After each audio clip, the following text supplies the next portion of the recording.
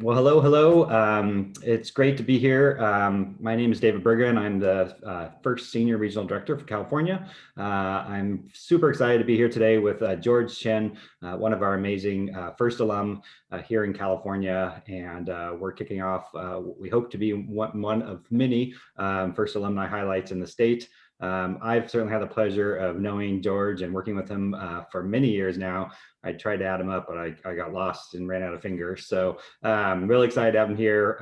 George has done some amazing work post graduating from first, but still very much involved. So today we look forward to hearing about some of the things George has been up to and some of the work he's done. Really appreciate you being here today, George. And so yeah, if you're sorry with you, we'll jump right into the interview here.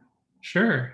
Yeah, no, thank you for having me. I, of course, love First. I've been a part of it for a very long time. And so I'm always happy to share and talk about all of the cool things that I've done with First and also have come about because of my involvement in First. Awesome, awesome. Well, those are all the great things we look forward to get into here. So it'd be great to, why don't you let us know, like, how did you get involved with First? How did all of this First world start for you? Yeah, so I joined like a lot of people in high school. I knew there was a robotics team in my high school. I didn't know really all that much about it. But I went to the first meeting. I thought it was really interesting. And then I joined on, and this was in 2001.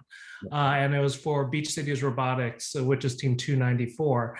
And so I started like everyone else, really, in the very first year. You don't really know what you're doing in terms of designing a robot. You're doing a lot of filing for the senior members. You're doing a lot of holding things in place while a mount gets screwed in, that sort of stuff. So I did a lot of very basic mechanical work at the beginning of my first career. But it really kicked off. I really enjoyed the design aspect. And one of the kind of inspiring things was going to that first regional, because when you build a robot, when you design a robot, that whole process, there's a lot of elimination going on. A lot of times, your idea, you have to kind of decide what you're going to prioritize for each game. And when you go to the regional, you can see the teams that have prioritized differently than you. And that's always really interesting because you can see how those designs have evolved, but also some of the ideas that you had that didn't make it on your robot made it on someone else's robot. And that was really exciting to me. And then so after the first year, I stayed on. I kept moving around in the team. I did a little bit of electrical work. And then kind of in the last 2 years, I joined the chairman's team because we decided we really wanted to start pursuing the chairman's award. And so for the last 2 years, the team, I really focused on kind of developing our community outreach and pushing us to get a chairman's award, which we thankfully did at the end of my high school years. Not to say it was all because of you, but not to say that, but I did the writing, and then a lot of people did the excellent presenting and the hard work as well. That's awesome. That's a great reward at the end there in your senior year. And so you graduated from you spent 3 or 4 years with Beach City Robotics then? Mm-hmm. Yeah. Awesome. Very cool. And so graduated, what'd you decide to do after you graduated? And maybe well, let's start with that. Yeah. So after that, I went to UCSD, and my major there was human biology, and I did a minor in healthcare and social issues because I've always been very interested in medicine. For a while, I wanted to go into medical school. And so I did the whole route of, volunteering at hospitals and all of that. But I really found a love and passion for scientific research, which is what I ended up doing. So after undergraduate, I went to graduate school at UC Irvine, and where my focus was microbiology and molecular genetics. It's just fancy kind of way of saying that I kind of focused down from like human biology, broad scale, down to microbiology. And specifically, I did work on colon cancer. And so I got my PhD from UC Irvine. And for the last 2.5 years, I've been at UCLA, where I work in a lab and we study the genetics of autism. Oh, wow. Wow, that's amazing. And so going through undergrad and grad school and getting your PhD and doing postdoc work now, somehow you've still managed to stay involved in FIRST throughout. Maybe you could share a little bit about how you have stayed involved with FIRST as an alumni. Yeah, after high school, I had a great experience with my team with 294. So I was really interested in continuing that. And so when I went to UCSD, I became a mentor for Team 812, the Midnight Mechanics. And I ended up mentoring them for roughly 6 years, the amount of time that I was at in San Diego. And there, that was kind of like the entry point into the broader world of volunteering for FIRST. I had done a little bit. I volunteered at the regionals as a high school student. I was a real-time scorekeeper for a few seasons. I was field reset for a lot of seasons because you always need field resetters, and so that worked out really well, and I really enjoyed that.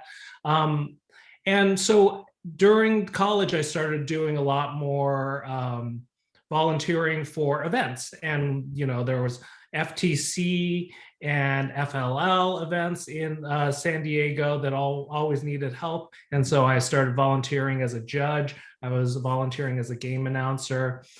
For a while, I was traveling pretty much every weekend from San Diego all across Southern California, so up to Santa Clarita and then down to Chula Vista to help put on FTC events. And that was just a lot of fun. I really enjoyed it. It was very tiring.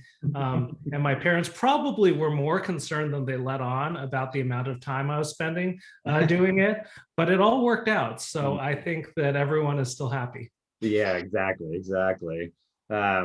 And then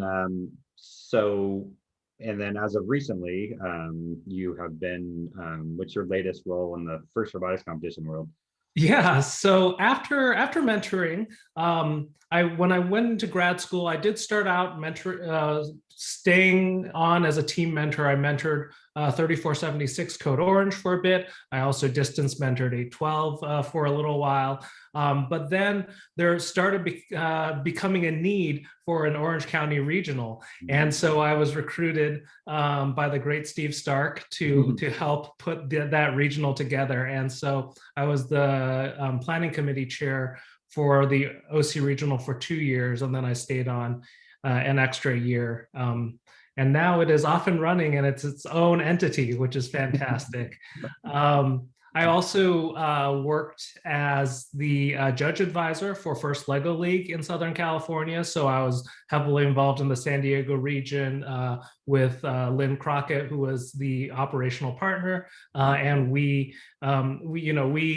looked over some 500 First Lego League teams in San Diego. And every year it seemed to continue and grow and grow. And I know that program is still growing. It's now in new hands, but they're keeping that program alive, and I'm really excited for them. Yeah. And then there's one last role you're missing, I think, within FIRST. Yeah, so the last thing, I guess, is the thing that people know me the most for is being an MC and a game announcer. And I'm really, I've done that for a lot of long time now. I've also done it at World Championships for a few years, and so it's something I really enjoy. It's one of those roles that I kind of fell into. I've always been generally comfortable around a microphone, but I wasn't always the kid who was like the star of the show and needed to do the monologue, sing the big solo. I was much more the person who was really interested in like the storytelling aspect, in the behind the scenes. So like there are stories that my mom would tell about when I was a kid. I would build like little sets and stages for puppet shows and whatnot. And the focus really was on the special effects and the trapdoors and all the fun, like behind the scenes bits. And so I've always been comfortable around a stage. And so when we were putting these off-season events and doing FTC events, they just needed someone who was okay with a microphone. And so I naturally kind of fell into that role. And so after a few years of doing it for the off seasons, I applied to be a game announcer for the actual official regionals, and I was accepted. And pretty soon after that, someone approached me. I think it was you. It might have been you actually about emceeing. And Mark Leone, who I had known for a number of years as the famous MC with the blue hair, traveling all across California, doing all of the regionals. He was more than happy to take me under his wing, and so we worked together for a few years, and then I ended up, going solo since then. And we greatly appreciate it. You do an awesome, amazing job with emceeing, and I know it's not always, sometimes people think of like science and engineers. They're not always the most charismatic people, but you definitely prove there's an A in STEM there for the art side of things, and really do appreciate it. You do an awesome job there. So you kind of briefly mentioned it in the beginning. You talked about, obviously you've been very much involved with FIRST, even after graduating, becoming an alumni. But how do you feel? Do you think FIRST helped prepare you for college, career, your life? I'm just kind of curious if there are a lot of different aspects that have kind of fed into how I have gone on my career path that I can really attribute to FIRST. Kind of on a more practical sense, I'm very good at fixing lab equipment, and that has been a great value, a skill set to have on a resume when talking to different professors, and so they're always intrigued that I have a big section in my resume involving robotics, and so we end up talking, and I end up fixing a lot of lab equipment that way. But on the kind of more general sense, I think that my experience with FIRST has really kind of given me this whole community that's now international of people who have expertise in a lot of really interesting things. And I can feel comfortable reaching out to all these people and asking for their input or for a kind of second opinion from a different angle for a problem that I might be having trouble solving. And so I think that that's been incredibly valuable, just to know all of these people with all these backgrounds. We all have a common interest and excitement, either as a background as a participant or as a volunteer. But we can then channel that and use that to address kind of other problems that we might be working on. Yeah, no, certainly perhaps overlooked at times, but the FIRST community just continues to grow and grow and grow, and it's an amazing, well-connected community, and tons of resources and collaboration opportunities. So that's really great to hear. If you could turn back the clock and talk to yourself when you're 18, what might you tell yourself, or what advice might you give yourself? Let's see. The graphic design hobby that you picked up in middle school is going to become way more useful than you ever thought. So that's that's the surprise. That's going to be interesting. The other thing I guess I would say is that to be more patient with yourself. I think science kind of runs on its own schedule. You will have a lot of setbacks as part of research because you're exploring the unknown. And it's very tangible when you are trying to advance to the next step in your career. You're trying to finish, for me, it was trying to finish a PhD, and just knowing that there's, you just have to struggle through it, because there's, to some level, the problem doesn't have a solution that anyone knows. That's why you're doing research, why you're exploring this whole subject. And so you just have to be patient and kind of slowly peel back the curtain until you come to an understanding as to what the solution to the problem is. And that's a lot of work, especially when you start out in textbooks and you're just like, oh, well, that's the solution. Everything is so obvious, and we kind of skip through the drudgery. But that also, FIRST has a little bit of that because we've got the 6.5 weeks of pain, but that's still kind of a condensed timeline, as opposed to, for example, the Perseverance rover has been in the building stages for like 8 years. And so to be able to think about all of the work that is going into these sorts of projects, that's something you just have to kind of let yourself be patient and just kind of roll with the punches. No, that's great advice, and certainly, I think you're so eager to get to the end, which we don't really know what the end is sometimes, but we're like, we're gonna get there, but sometimes it takes time, right? And there's a lot of unknowns, and yeah, we don't always live in a 6-week build season. That's great. So just out of curiosity, so we talked about how much you've stayed involved with FIRST since you graduated. I'm curious, what's your motivation for doing that? I really think that increased scientific literacy is the best way that we can kind of combat the epidemic of misinformation that has gotten the spotlight in the last 2 to 4 years, but has really kind of been a slow, gradual rise for the last 10 or 20 years.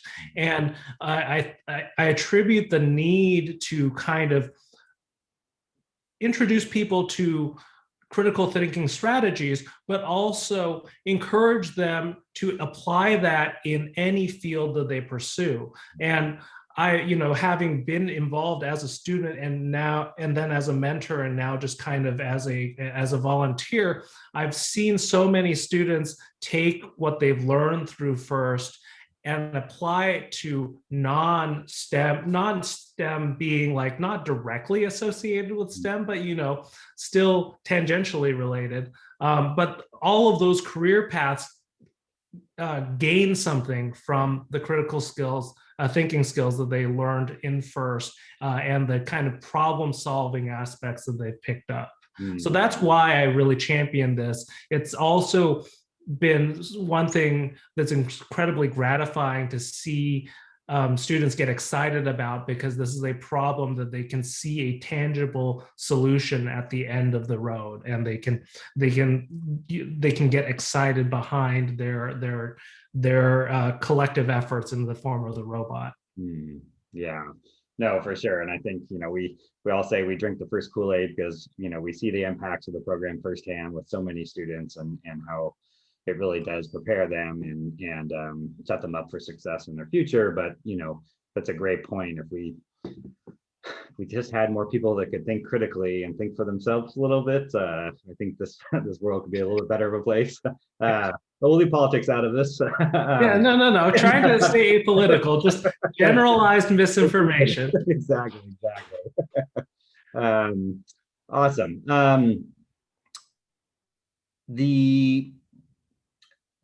Is there anything that you would like to share? Maybe I haven't asked. Obviously don't want to take up too much of your time here, and always great hearing stories, but. I mean, I think one of the big takeaways that I've also taken from FIRST is the fact that having a career that you're passionate about will really be a great motivator for success. It's not like every day I'm excited to go to work. It's not like every day is a great day and it's a fun day, but knowing that I have a research project that I'm very interested in finding the solution to, that has the potential to impact lives down the line, it's a huge motivator for me. I'm really excited by the work that the people in my lab and that I'm doing. And I know that so many people have that opportunity, especially through programs like FIRST. The alumni from this program, you're highlighting me, but we have so many fantastic alumni that have gone on to work at amazing companies and universities and have created so many really cool projects that I really hope you get the chance to talk to them about. We've had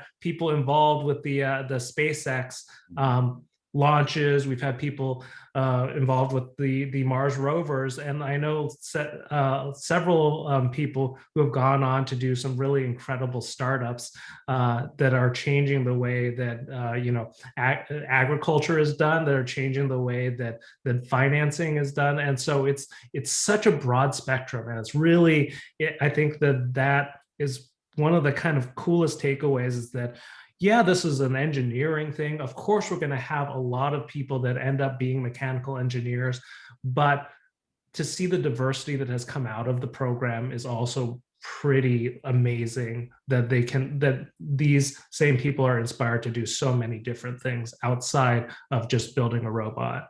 Yeah, no, that's a really great point. And the longer we've been doing this and the more kids that we run through these programs, the more, amazing work that's being done out there after they graduate and through college. And it was a tough choice. Who's our first highlight? Like I said, we hope this is the first of many because there are countless stories, like you say, of so many amazing alumni doing really great things out there. And we hope to share those stories and continue this series. And we appreciate you being here and kicking off our first one. And you can stay tuned and see many alumni to come. But I really do appreciate it, George. Thank you so much. Thank you. Right.